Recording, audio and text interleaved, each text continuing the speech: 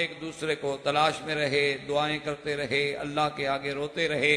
یہی تو وہ فرق ہے نا جو آدم میں ہے اور ابلیس میں ہے، کہ ابلیس نے اپنے گناہ پہ اصرار کیا. ایک تو گناہ کیا، اب اللہ کا حکم نہیں مانا. حالانکہ بات تو ایک ہے نا، اگر غور کیا جائے کہ ابلیس کو اللہ نے کہا سجدہ کرو، سے نہ کیا. ما منعک ان تسجد اذ امرتک. اور اللہ نے آدم علیہ السلام کو بھی ایک قسم نہی کروائی کہ اس درخت کے قریب نہ جانا، وہ بھی چلے گئے. یعنی بظاہر اگر دیکھا جائے تو دونوں نے حکم خداوندی کے خلاف کیا ہے.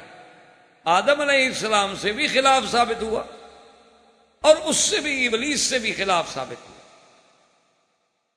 لیکن دونوں میں اب فرق ملاحظہ فرمائیں کہ آدم علیہ السلام سے غلطی کے بعد اسرار نہیں ہے، بلکہ استغفار ہے، توبہ ہے، تضرع ہے، عاجزی ہے، اپنے خطا کا اعتراف ہے، اور ہر وقت اللہ کی طرف رجوع ہے کہ ربنا ظلمنا انفسنا ان لم تغفر لنا وترحمنا لنکونن من الخاسرین. حتیٰ کہ بعض روایات میں آتا ہے کہ 70 سال تک سیدنا آدم روتے ہیں.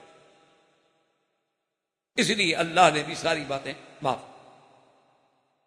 عصا آدم ربہ فغوا لیکن ثم اجتباہ فتاب علیہ، اللہ نے توبہ قبول. لیکن اس کے مقابلے بھی ابلیس نے اپنے گناہ پہ اصرار کیا کہ انا خیر منہ خلقتنی، میں ان سے بہتر ہوں. طيب فاخرج منها فإنك رجيم وإن عليك اللعنة إلى يوم الدين ملعون. انہوں نے ٹھیک ہے جی نکال دو، لیکن مجھے مہلت دو، میں تیرے بندوں پہ حملے کروں گا، میں تیرے بندوں کو گمراہ کروں گا. گناہ پہ اڑا ہوا ہے. اسی لیے علماء نے لکھا ہے کہ گناہ پر اصرار جو ہے یہ بندے کو برباد کرتا.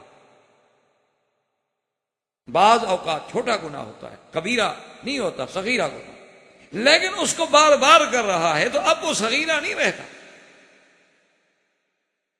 اسی لیے سرکار دو جہاں سیدنا محمد رسول اللہ صلی اللہ علیہ وسلم نے فرمایا تھا کہ عائشہ ایاک و محقرات الذنوب، خبردار کبھی گناہوں کو چھوٹا نہ سمجھا کرو. یہ نہ خیال کیا کرو یار بہرحال کبیرہ تو جی نہیں ہے نا، اور جی اللہ کا شکر ہے جی ہم کبائر سے بچے ہوئے ہیں.